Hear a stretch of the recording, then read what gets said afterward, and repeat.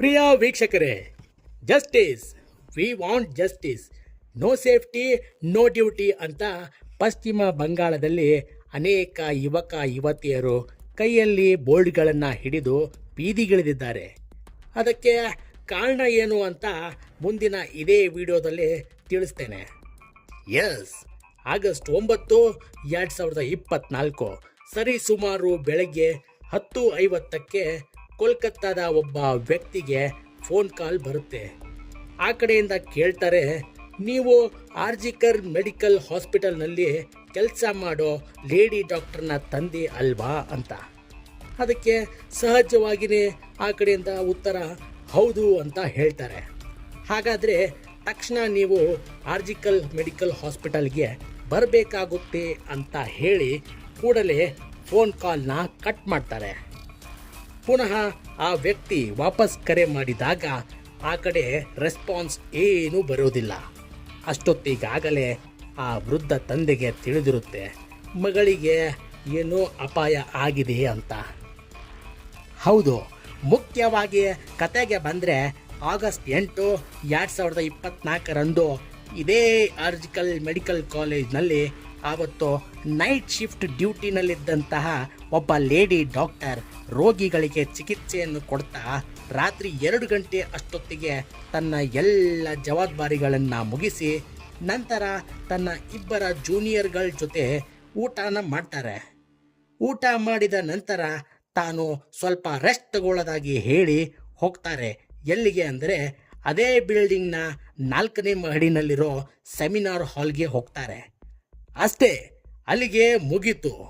ಬೆಳಗಿನ ಜಾವ ಮಾರನೇ ದಿನ ಆಸ್ಪತ್ರೆಯ ಸಿಬ್ಬಂದಿ ಒಬ್ಬರು ಸೆಮಿನಾರ್ ಹಾಲ್ನಲ್ಲಿ ಹೋಗಿ ನೋಡಿದರೆ ದಂಗಾಗಿ ಹೋಗ್ತಾರೆ.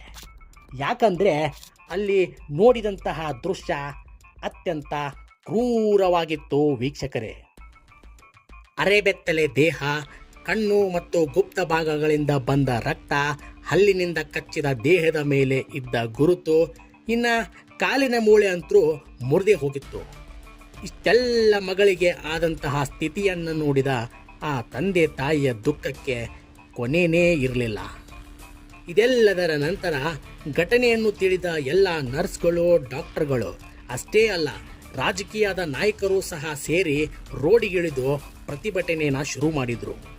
ತಕ್ಷಣವೇ ಬಂಗಾಳದ ಮುಖ್ಯಮಂತ್ರಿಯಾದಂತಹ ಮಮತಾ ಬ್ಯಾನರ್ಜಿ ಅವರು SIT ಅನ್ನೋ ವಿಶೇಷ ತಂಡನ ರಚನೆ ಮಾಡಿ ತನಿಖೆನ ಶುರು ಮಾಡಿಸ್ತಾರೆ.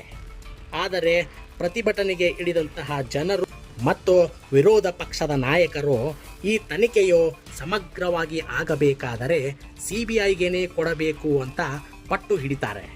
ಪ್ರಕರಣವು ತುಂಬ ಸೂಕ್ಷ್ಮ ಮತ್ತು ಗಂಭೀರತೆಯಿಂದ ಕೂಡಿರೋದ್ರಿಂದ ಅನಿವಾರ್ಯವಾಗಿ CBI ತನಿಖೆಗೆ ಹಸ್ತಾಂತರಿಸೋಕೆ ಎಸ್ ಅಂತ ಹೇಳ್ತಾರೆ.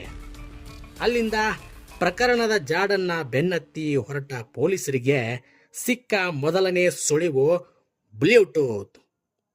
ಎಸ್, ಲೇಡಿ ಡಾಕ್ಟರ್ನ ಶವದ ಹತ್ತಿರವೇ ಇದ್ದ ಆ ಬ್ಲೂಟೂತ್ನ ಪೊಲೀಸರು ವಶಪಡಿಸಿಕೊಳ್ತಾರೆ. ಸೆಮಿನಾರ್ ಹಾಲ್ ಹತ್ತಿರ ಇರೋ CCTV ಫುಟೇಜ್ನ ಚೆಕ್ ಮಾಡಿದಾಗ ಆಗಸ್ಟ್ 8 ರಾತ್ರಿ 4 ಜನರು ಸೆಮಿನಾರ್ ಹಾಲಿನತ್ತ ಸುಳಿದಾಡ್ತಾ ಇರೋದು ಗೊತ್ತಾಗುತ್ತೆ. ತಕ್ಷಣವೇ ಆ 4 ಜನರನ್ನು ಕರೆದು ಪೊಲೀಸರು ವಿಚಾರಣೆನ ಶುರು ಮಾಡ್ತಾರೆ.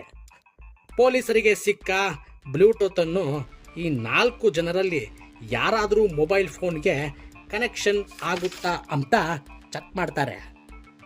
ಪೊಲೀಸರ ಊಹೆ ಸರಿಯಾಗಿಯೇ ಇತ್ತು. ಇದ್ದಂತಹ ಆ 4 ಜನರಲ್ಲಿ ಒಬ್ಬನ ಫೋನ್ ಆಲ್ರೆಡಿ ಆ ಬ್ಲೂಟೂತ್ನಲ್ಲಿ ಸೇವ್ಡ್ ಡಿವೈಸ್ ಅಂತ ಸೇವ್ ಆಗಿತ್ತು ವೀಕ್ಷಕರೇ. ಆ ವ್ಯಕ್ತಿಯ ಹೆಸರು ಸಂಜಯ್ ರಾಯ್. ಸದ್ಯಕ್ಕೆ ಈತನ ಮೇಲೆ ಮತ್ತು ಇವನ ಸಹಚರರ ಮೇಲೆ ತೀವ್ರವಾದಂತಹ ವಿಚಾರಣೆಯು ನಡೀತಾ ಇದೆ. ಏನೇ ಆಗಲಿ, ಇಂತಹ ವಿಕೃತಿ ಮೆರೆದಂತಹ ವ್ಯಕ್ತಿಗಳಿಗೆ ಆದಷ್ಟು ವೇಗವಾಗಿ ಉಗ್ರವಾಗಿ ಶಿಕ್ಷೆ ಆಗಲೇಬೇಕು. ಇನ್ನು ನೋಡೋದಾದರೆ ಈ ಪ್ರಕರಣದ ವಿಡಿಯೋದ ಬಗ್ಗೆ ನಿಮ್ಮ ಅನಿಸಿಕೆ ಏನು ಅಂತ ಕಮೆಂಟ್ ಮೂಲಕ ಕೆಳಗಡೆ ಕಮೆಂಟ್ ಬಾಕ್ಸಿನಲ್ಲಿ ತಿಳಿಸಿ ವೀಕ್ಷಕರೇ. ಇನ್ನು ಇದೇ ತರಹ ಅನೇಕ ವಿಡಿಯೋ ಅಪ್ಡೇಟ್ಸ್ಗಳಿಗಾಗಿ ನಮ್ಮ ವಿಡಿಯೋನ ಲೈಕ್ ಮಾಡಿ, ಚಾನಲ್ನ ಸಬ್ಸ್ಕ್ರೈಬ್ ಮಾಡಿ. Thank you.